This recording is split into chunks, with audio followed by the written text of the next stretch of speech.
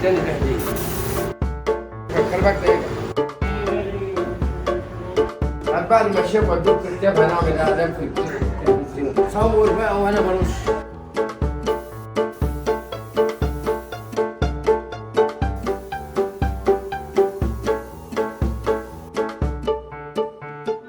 احنا اتعلمنا من الصغر وشربنا الكوت وشربنا المر. سالك يا ابني سالك من جد؟ يا عم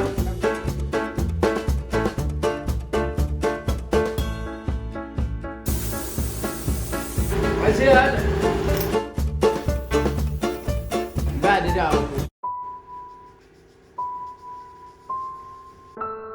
بدأت وانا عندي يعني بالضبط 12 سنة، وسافرت دمياط من ورا ابويا وامي. قعدت هناك 7 سنين، ومن هناك اتعلمت الصنعة وجيت اشتغلت. كل ما اروح مكان يقول لي انسى اللي اتعلمته وابتدي معايا. انسى اللي مش هنسى، اشيله في بالي. الصنعة ما تتنسيش بس بتتشال، الوقت عوزها لشغل معين بيجي قدامك. لغاية ما هو وقفنا على السوق وبقينا 60 سنة. من 12 سنة لغاية 60 سنة. شوف الدنيا فيها.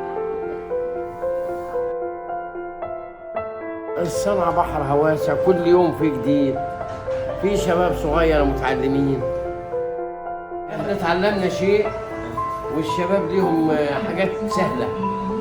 ساعة ما طلع الكمبروسر وقال يا كمبروسر، مفيش واحد بيقف على البنك يشتغل.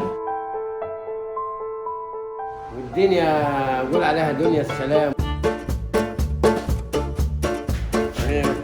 عايز تتكلم تقول حاجة تاني؟